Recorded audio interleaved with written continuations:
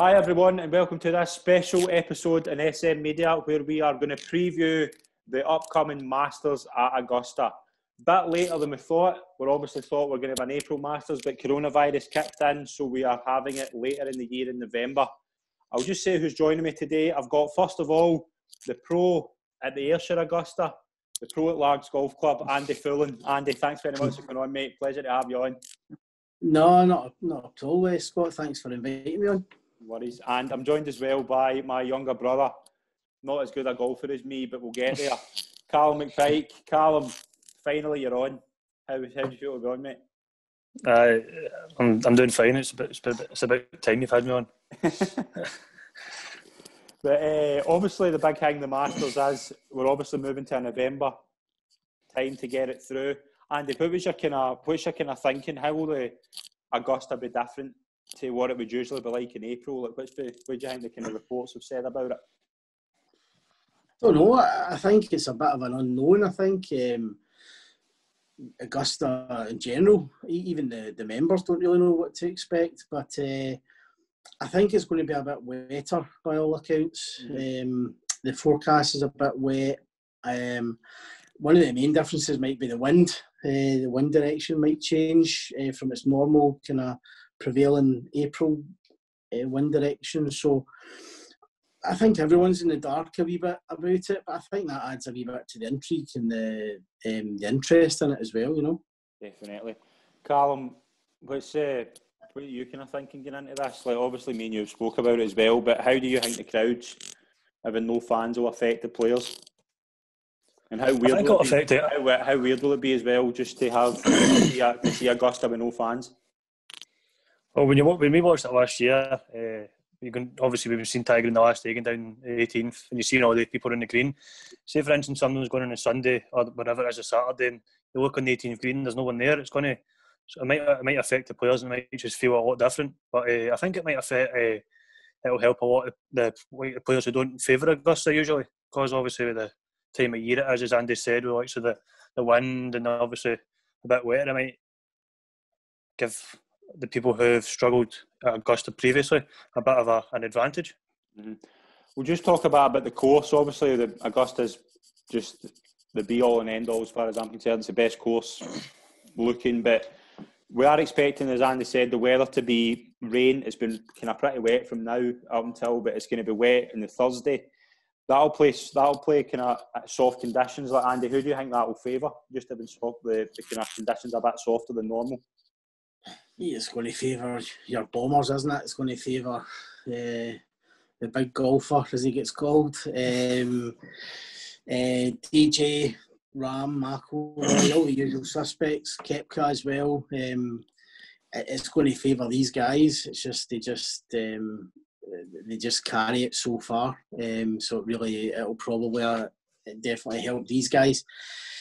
It'll also really see what the greens are like, if the greens are going to be quite as quick as well. I know Augusta have got all the tricks of the trade with the sub-air and all that, but it's whether or not that's going to affect it as well. The sub-air that time of year is something that's again untried really.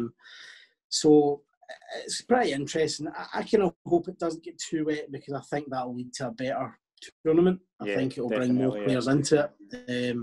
But it's Bryson, DJ, Ram, McIlroy will definitely favour these guys, I would think. Yeah, and just as well as that, like who before we get into the contenders, like who do you think is going to prevail? I'll start with you, Callum. Who have you got as your kind of one to beat this week? Looking at it when I've seen it kind of on the betting and stuff, I've seen Matthew Wolff. He's quite high up the prices for the favourites. I've seen also a player I've liked since the lockdown finished in America and stuff when the golf returned was Webb Simpson. I really like the look of Webb Simpson. He looks quite a good player. Since the lockdown's come back, he's been in great form. So I think it could give him a great chance going into the Masters. Mm-hmm. Wolf obviously will be wanting to better his performance in the US Open, and Simpson's obviously, people forget Simpson's won a major, so there could be a potential. He's got that experience, but I don't think his Augusta record's great. But we'll see what happens. It could be. I don't think we can take form into this Masters because it's such a tournament than anything we've had before. What do you think? Yeah, I think we're going to talk about him a lot. I think Bryson's a man to beat, but I think looking at somebody like McIlroy, if you look at all 4 of his major wins have came when it's been really soft conditions. Yeah. So he really likes those conditions. Remember he's won at Congressional in his first one. Yeah, absolutely. So, and he's got some demons at Augusta, but he said it himself. He feels under a lot less pressure this year with no fans, less hype with the build up. He could be. He's not really a dark horse because he's well, on his day, I think he's the best player in the world, but he's maybe, because of those demons, he's maybe been a wee bit overlooked. But I think it could suit him, and he might be looking at it as a bit of a free hit, rather than being under that constant pressure to get the Grand Slam and get he's that kind of monkey off his back with the Masters, you know. Yeah, let's start. We're looking at the contenders. We'll start with the man who's getting all the headlines, the favourite, Bryson DeChambeau, sitting about 7-1. And I just want to touch on this firstly with you. Like, obviously, you're a pro. You know the kind of ins and outs of golf clubs. Like myself, working in a golf shop as well. But we'll just touch on, obviously, what do you kind of think the big thing for DeChambeau is? Like, how impressed have you been with him since he's come back from the lockdown, and he's kind of used the lockdown to kind of further his game in the science way, as we know, like he's mad for. But what's impressed you about him since he's come back? I think just how hard he's worked. I think it's his personality, as we were talking about before we came on, just rubs people up the wrong way. It's simple as that. You know, he's not got the most likeable personality. In certain occasions, he takes forever as well, which puts a lot of people off him. But I think what's impressed me is just how hard he's obviously worked. I mean, if you put it the other way, if he was like 18 stone before lockdown, then had worked his backside off to lose, people would be saying, wow, look at him, he's done a great job, you know, he's obviously worked so hard, all credit to him.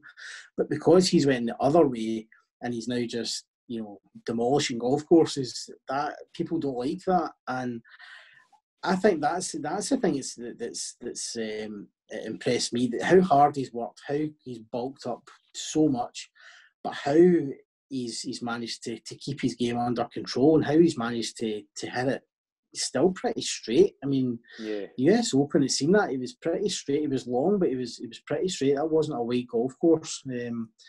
And basically, he's a world-class player before lockdown, before he put on all the muscle mass, and now he's a world-class player that hits it 400 yards. Do you think it's sustainable? Do you think it's sustainable just how bulked up he is? Like, how long do you think he's got before it starts to catch up with him? It's a good question.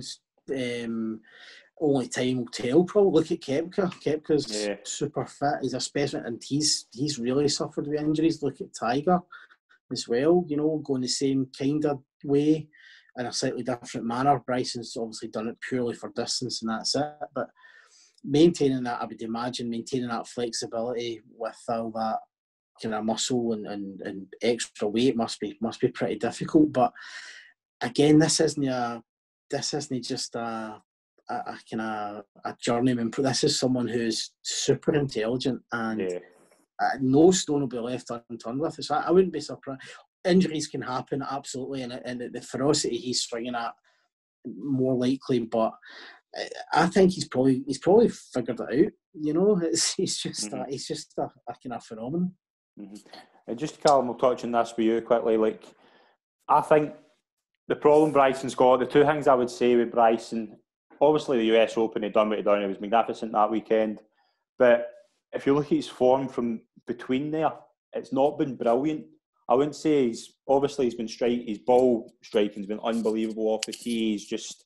He's took that game from another level. But my only two worries would be he's not got the best form coming in, apart from the win at was it Winged Foot?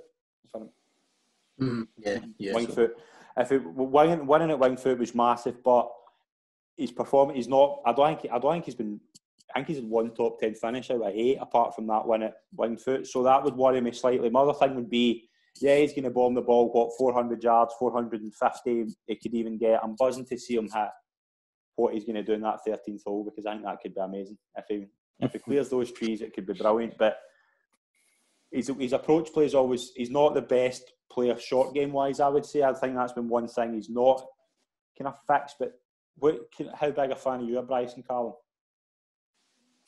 Well, obviously before he bulked up and all that, like nobody really, well, I say nobody really knew who he was, but we did know who he was. But obviously didn't come out as one of these people. Like, obviously he's bulked up now, but I actually do like him. When he started the game, he was kind of slow. I seen a lot of things on the news and stuff that was kind of slowing the game down, and a lot of people complaining about it. But I do actually like him.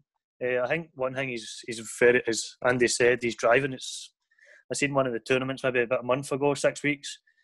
When he was playing and he had a tee shot and he didn't like it, and he snapped the club after he hit the shot. I'm surprised he snapped the club not through the shot, if you know what I'm talking about. So I'm surprised he swings it that fast. I seen a video 3 or 4 weeks ago when he swung it and he got 386 yards of carry. I think that's incredible. Like, when you go to the driving range, you're only getting about 260 likes on myself. You don't, to see that online, it's crazy. It's unbelievable. But as you say, short game's quite poor. So I think it's a big factor, obviously, around Augusta. The greens are so quick, and depending on how he plays. But I think he's a great shout. Obviously, I think his favourite is about 8-1 or something. Sitting about 7 or 8-1. And they just like, obviously the big thing obviously is, we don't know. I think we kind of discussed it before we come on air. We don't know if he's going for the 48-inch shaft in the driver. Mm-hmm. If he does do that, if he does use that driver, what difference will that make? Obviously, I just want to ask your expertise with this, because we've spoke about it. What expertise will that make to his kind of ball speed, club head speed, and just overall just power in the drive? Well, a longer shaft should increase is one of the factors that will increase your distance. That's why people hit their driver longer than their 3-wood, because it's longer in the shaft. But like we were discussing, he has to hit it out the middle of the club to get the benefit out of it. But I think he's talented enough to do that. But I mean, the speed he's swinging at, and then you add an extra inch and a half, or 2 inches on his driver, it's scary how far he can. Does that make a real difference, Andy? Does that actually make a difference on how far he will go with the club? Yeah, I mean, all the long drive guys you see, competing in these long drive competitions, all these kind of in the world events and stuff, they've all got super long drivers. It makes it, your swing arcs increase, so it will go further, or you will increase your club head speed, but you still need to strike it out the middle of the club. There's no point in swinging it 5-6 miles an hour faster if you're going to hit it off the heel, for example. Still got to get it out the middle, or the sweet spot that he's got in his driver. But whether he's going to use that this week, I'm not sure. I've seen him say he's possibly not going to use it, but we'll just need to wait and see. But I mean, it's just ridiculous how far he could potentially hit it if he's got an extra long driver in his bag. Mm-hmm. We'll move on to somebody else who's in a bit of good form. Dustin Johnson, the world number one. Obviously, he had a bit of kind of issue with his health with coronavirus over the past couple of weeks, but he came back over the weekend and done really, really well. I was quite surprised actually how well he performed. But when we talk about in form, I think he's the best. He's in form. He's the most informed player in the world right now. I think there was a spell before the PGA went first, second. Like, that's tremendous form, and you can't, like, nobody can say, like, although he's only won one major, but his record at Augusta is actually really good. Like, Callum, how big a fan are you, DJ? He's one of my favourite players actually. I think I see we're talking about Bryson DeChambeau hitting the ball long. I think he can hit his low wedge about 130 yards. Like, I can only hit mine about 60. Do you know what I'm talking about? I've seen his stock yardages, I think, as well. I think he hits his driver at 360 as well. That's amazing. Like, he's won, obviously, his short game. I love his short game. Like, the way I seen the one a few weeks ago when it was him and Ram in the tiebreak. I think that was, I can't remember what that was. If you remember, Andy. And they both hold the putt in the last hole. And they both hold the amazing putts. So that was a week I watched Dustin Johnson. His short game was absolutely amazing that week. I watched it and it was so good. But no, I'm a real big fan of DJ. Obviously, before I started watching golf and that, he was one of the main ones that popped up because he's always up there, high in the leaderboard and stuff. He was one of the main guys that I've always looked at. So I'm a big fan of him, Scott. Yeah.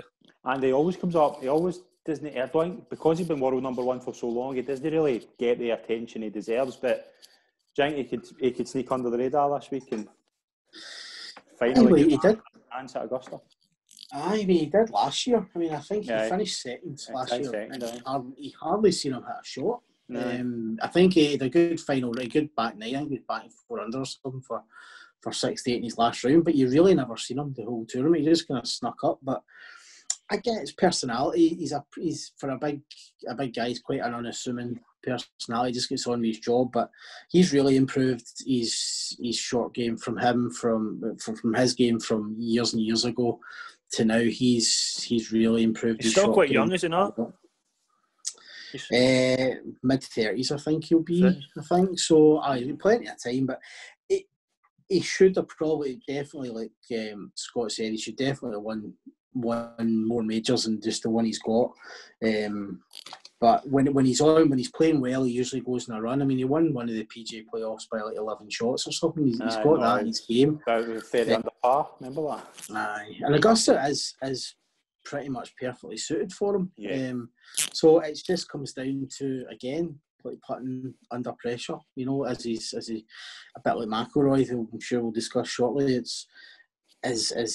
Are they good enough on the greens? You know, when you look at most of the guys that have won at Augusta, they're all excellent putters, and it's just kind of highlights these guys' maybe flaws, you know. Mm-hmm.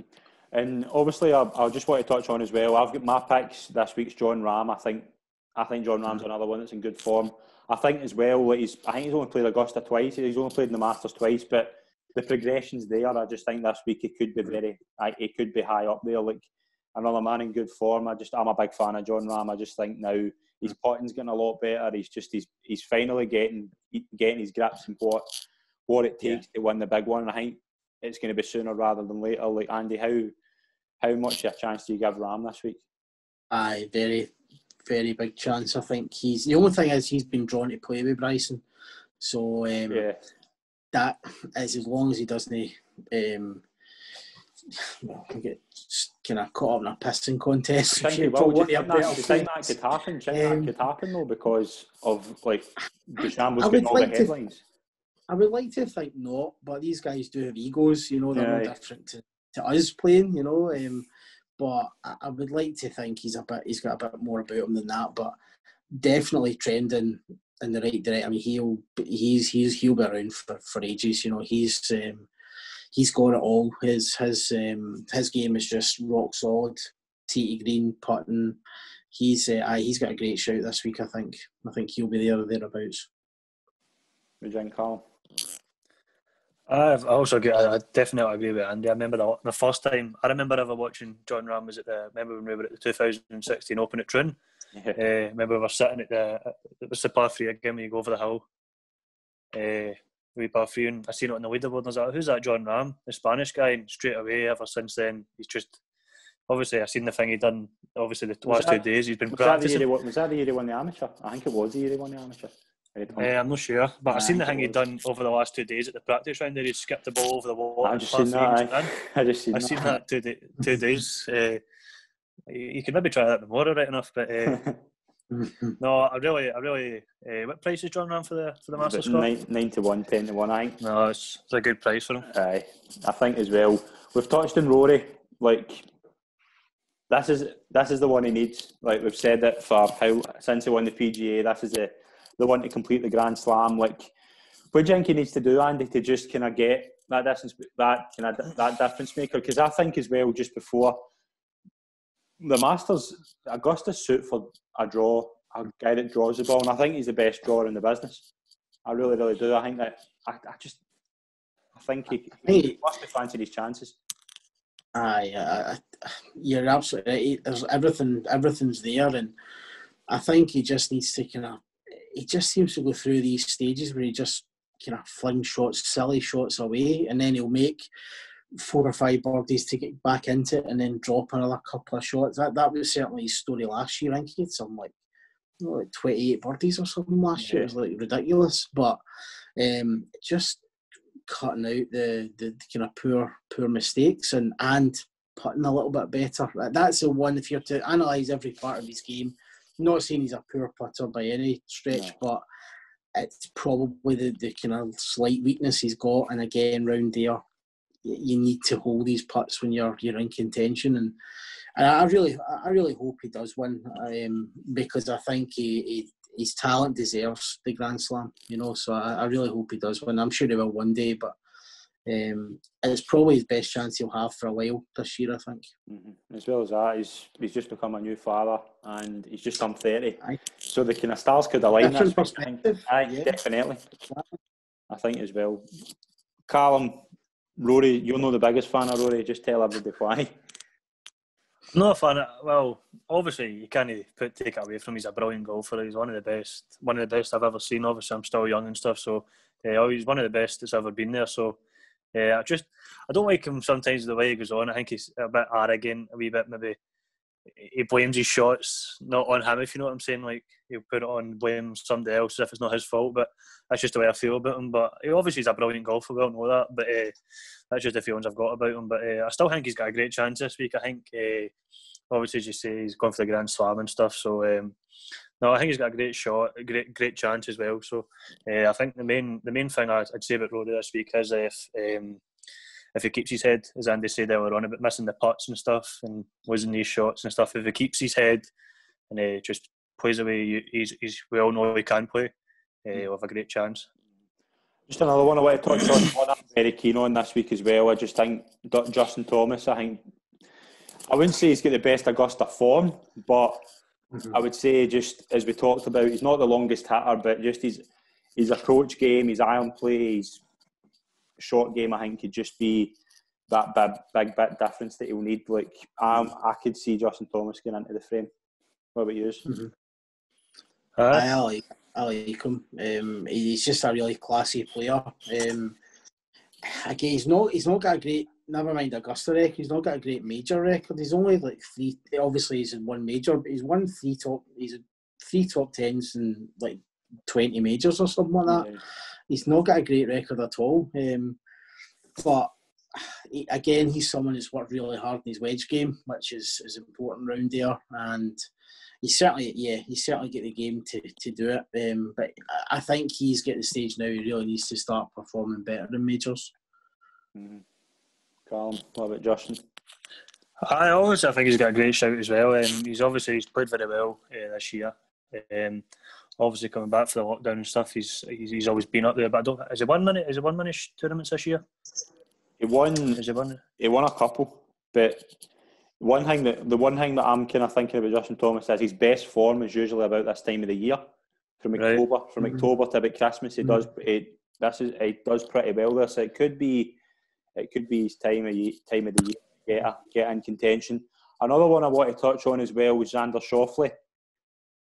Would we say kind of the nearly man when it comes to majors? Like, I think he's been six times he's finished in the top three in the past 8 tournaments or something. Like, he's a nearly man. Do you think he could potentially get kind of further over the hurdle? What do you think is kind of stopping him from getting there?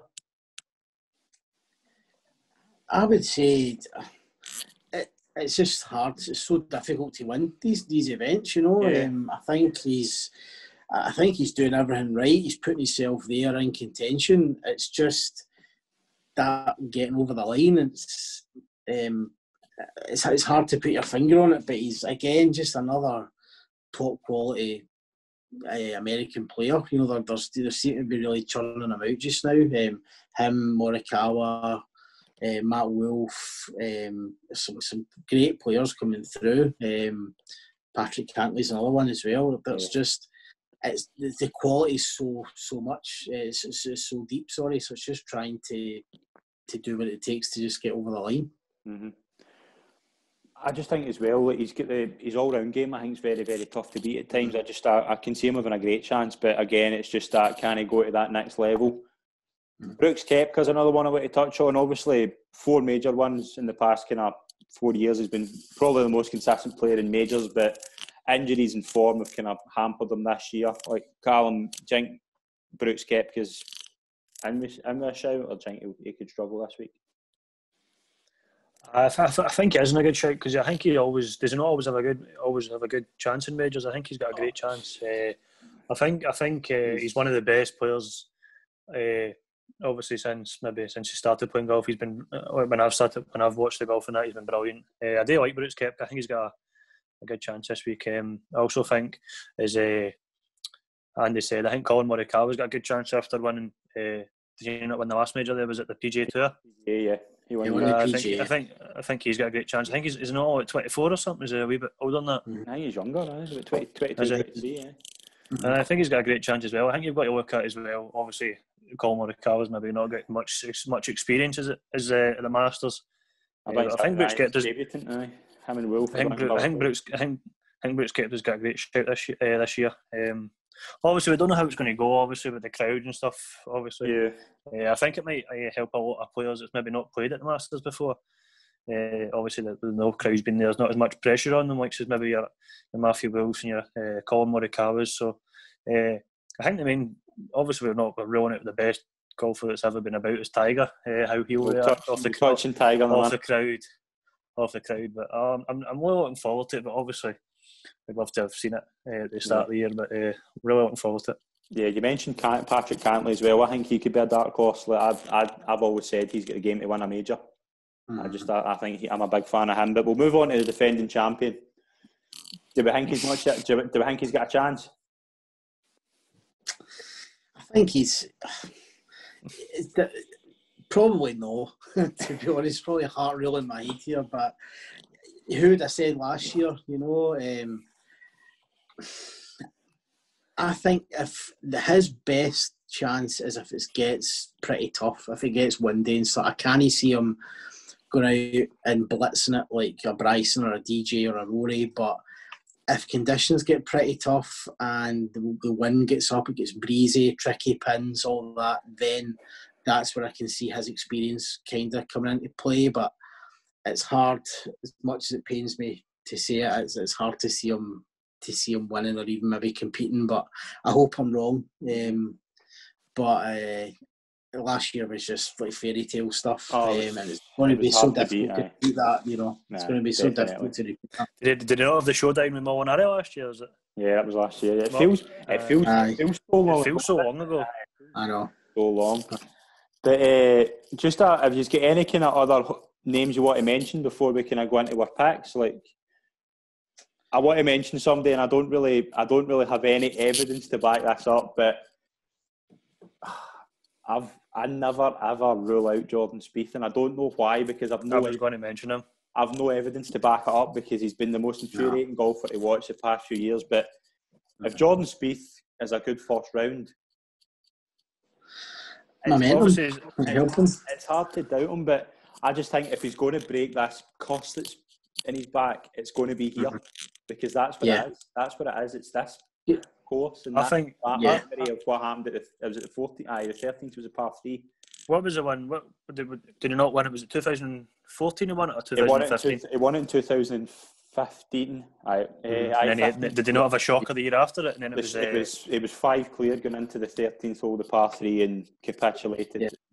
Since then, we've kind of seen the collapse, and it's a shame because his record speaks for itself. The year he had in 2015, I don't think I've seen a golfer being as consistent since Tiger. Like I can't think of it. But I don't have any evidence to back my thinking up. But I never rule him out for some reason. The only thing is, it's pretty relatively forgiving with driver, and that's his problem. He's trying to keep it on the planet with his driver. Yeah. So there's maybe that. I think, like you said, if he's a good first round, maybe momentum could carry him a wee bit, but his form's just fell off a cliff. Over the last few years, it's just been pretty stark to see, and it's actually because you see how it doesn't help himself when he's the last one in the range and they're filming him in the range. Like, I think it was US Open, and he was sitting in his bag, and it almost just looks as if he needs a cuddle. Or he just needs taking out the limelight a wee bit. But he's a quality player, absolutely no question about it. He's just he's just lost all confidence, especially in his driver. You know. Mm-hmm. Who else are we kind of thinking? I've been looking at it the last couple before coming on tonight. Patrick Reed, I think Patrick Reed's maybe got a good shout this week. Obviously, he's won it before. Maybe I don't know. Obviously, I'm not a big fan of him as well. Obviously, I think another player you can mention as well is Tyrrell Hatton. Obviously, he's been doing quite well. But I think Patrick Reed's got a good shout this week because obviously he's won it before. In the last couple of months, I've seen him. He's been up there on the leaderboard. Obviously knows the Masters. Obviously won it before, so I think he's got a good shout. Yeah, and Tyrrell Hatton as well. Mm-hmm. Two, I just want to mention just quickly, just the Army playing that I think would have had big chances were Daniel Berger and Victor Hovland. They're not playing because of something to do with the way the qualifying worked before April. I think they could have had big chances, but I'm very excited to see what they could do next year.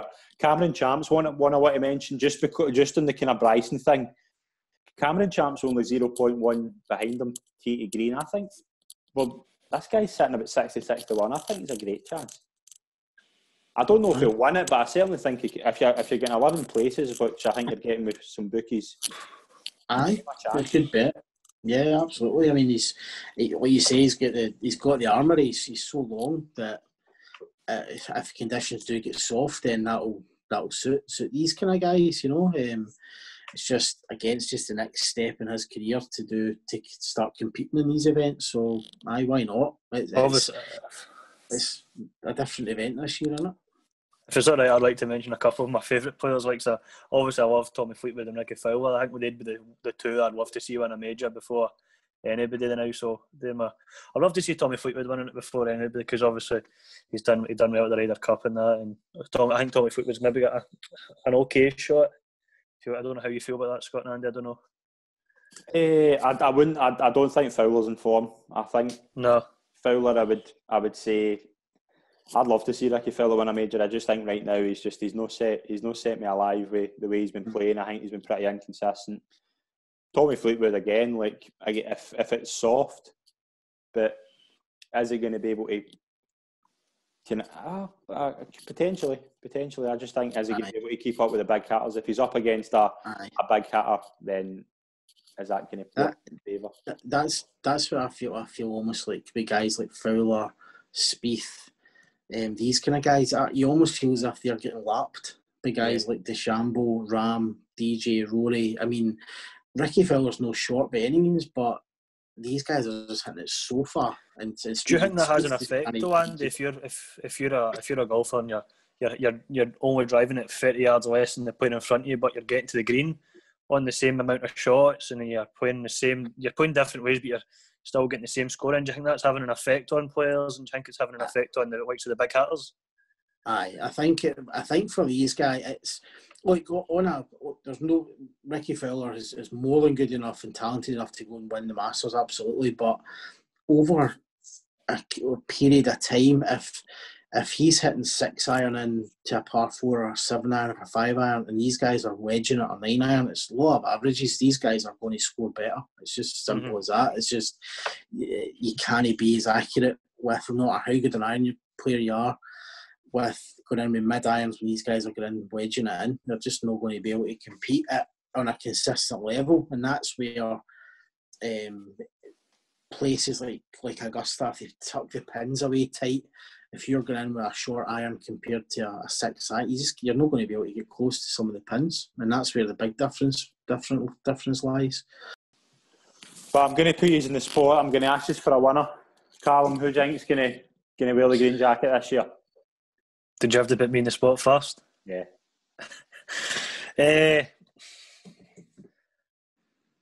Obviously it's tough. I think Bryson DeChambeau's definitely an each way shot. I think he's definitely going to be in the top 4, top 5. But winner, I think I'd have a winner. Can I give one that I'd love to see and a winner I think I will? You do what you want. I think I'd love to see. Obviously, I spoke about Fleetwood and stuff, but I'd love to see Fowler win. Obviously, but I think the player. I think you say John Rahm. I think John Rahm's got a great shout. I'd love to. I think John Rahm will be the winner this week. You've stole mine, but I'll give you that. I'll go for somebody else. Andy, Who do you think? It's a boring pick, but DeChambeau for me to win. I just think he's got too much going in his favour. Although we say that and he's not hit a shot yet, but it could all change. But I can see him being in contention. I think he'll win it. Somebody I would like to see win would be Rory. I'd like to see him get that monkey off his back. So that would be my two. Do you think if DeChambeau wins, though, I've spoke to a few boys in my work about this, do you think if DeChambeau wins, it's going to be a good thing for golf, or do you think it's going to be one of those kind of moments that we just think, like, do you think it's going to make everybody kind of follow the same path and it's going to make the game completely different to what we've seen? It's a good question. I think, is it a good thing? I think it probably is, because you've got to give him, against personality, when people think about him, you've got to give him credit. If he wins the Masters, you've got to give him credit. End of story. And with the long-term effect of it, maybe the manner of his win, if he wins by, something ridiculous, like, 22 under par, breaking the record, scoring record or whatever, then that could be different things. If he wins it like Tiger last year by a shot or two shots, I think that's a different argument, but probably the style of it. But he's not breaking. The thing is, he's not breaking any rules, and that's what people have got to remember. People are trying to look for different things with him, and I feel as if I'm defending him. There's certain times I look at him and I just think I'm the same opinion as everybody else with him, but I think he's good for the game because he's adding in. People want to watch him, and that can only be good for the game, in my opinion. Mm-hmm. Definitely. I'm gonna follow the boat. I'm gonna go for who I think will win it and who I'd like to see win it. I'd love to see Tiger win it.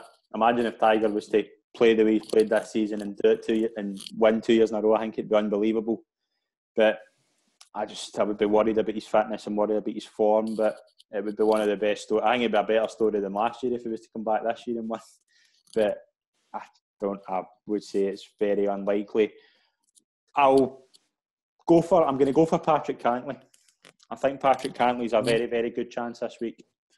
I think just because of the fact that the all-round play at Augusta, I think, is very important. I think obviously we've talked about players who can drive the ball, and that's fair enough. Like, I think the big hitters have got a massive advantage this week. But if you get it all clicking, and I think he's slowly beginning to get it clicking. I think he's been very, very unlucky the past couple of years with majors. He's just kind of fallen maybe in the last day and lost a couple of shots just at the wrong time. But I think he's very, very consistent overall. I think he won last week, obviously, and there's nothing better than going into a major with a bit of form, and I think it could be a very, very good chance. I'm going to go for Patrick Cantlay to win. I'm just going to ask you in each way pick who you got, Andy. Who do you think could be at a big price, could maybe come into contention? I like the boy Scotty Scheffler, the Rookie of the Year last year. I like him. I think he's about 66 or something, 61. I think it's his first Masters and stuff as well, but just like you're saying, he's just a solid player. He just seems every week you see him, he's thereabouts top 10, and as an each way bet, I think he could be quite good, kind of under the radar a wee bit. Mm-hmm. Definitely, I'm impressed with him as well. I thought he had a really good rookie year last year. I think he's certainly going up there in the next few years, and he's going to be he's going to be a big player. Callum, who do we think could be each way? A big price. Obviously, you love a big price. You love a big price. Oh, love it. Even the horses in the fit as well. I think looking at some of the golfers we've seen, obviously there's a couple there as well. A big price. I think Bubba Watson as well. I think he's quite high. Obviously, he's not at the best form, but obviously another player who's won it before. Another draw. So another player that draws the ball. I think the person that's going to win this week. I think he's a power. Is he not a power draw, Andy? Is it? Well, he can hit it anyway, can't he? Because he shapes it more than anybody. No wonder you can see that ball so far. That yellow boy plays well all the time. I know. No, I think Bubba's a good shout for maybe being up there. Like some maybe a couple of your experienced players as well, like a Poulter as well, if he's playing, can be up there. But obviously, I mentioned Bryson as a short price each way, but I think your Bubba's got a chance for being up there. Obviously, as I said before, he's experienced in it. But as you picked on maybe 5 minutes ago when you were talking about, you'd love to see Tiger Woods win it and Bryson DeChambeau. Imagine the last day, they're level on shots. And they're both going into the last round of the Masters on shots, and they're level with each other going into the last round. That'd be brilliant to see, would it not? Aye, definitely. I'd love it. Who do you think would come out on top? I think DeChambeau would try and drive the green at 18 for them. Right. Good, yeah. Aye. But I've mentioned Cameron Champ, and I quite like Scotty Scheffler as well. I quite like that. Mm-hmm. I think he could be a good chance. It's hard to pick one at a kind of big price. I quite like Lanto Griffin as well. I don't know if you're familiar with him. Mm-hmm. Another kind of big hitter. I think he's pretty consistent as well. He's quite a good scorer, but I think the winner's going to be definitely American this week. I think I'm pretty confident that. I think they're so strong. They're so strong. You look at their Ryder Cup next year could be really interesting, because on paper they're so strong just now. With guys like Morikawa, Matt Wolff, all these guys coming through as well, Cantley, Scheffler, what you're saying, Lanto Griffin. There's so many players coming through, so they are very strong. But I other than Rory, I'm struggling to see, and possibly John Ram, to be fair, but I think it will be an American winner. Do you think a youngster could win it? Maybe. I mean, like what we said right at the very start, with no fans and or no patrons in November, all these unique circumstances, it's usually a kind of person who's it's very unusual for a kind of someone to come out the field and win. It's usually an experienced player that wins, but this year it is all up in the air. It doesn't really even feel like the Masters right now, because it's the time of year and everything else. So who knows what could happen? That's the great intrigue of it. You don't really know what's going to happen. You know that the back nine, all the cliches, the back nine doesn't start till Sunday. The competition doesn't start till back nine on Sunday, and the roars from the park, all that's gone this year. So who knows what's going to happen? That really adds to the interest, I think. Mm-hmm. And are we going to be sitting with our feet up for all 4 days watching it? Yes. My mission is to try and not miss a shot. That's my mission. Brilliant. We've seen what's the kind of tea. I've not really looked at the tea times yet, but Andy, what's the kind of big tea pairing that's sticking out to you? There's a couple, I think. Ram and Bryson and Lewis Housen. I mean, there's a difference in styles between Bryson and Lewis. That's like Beauty and the Beast, isn't it? Really,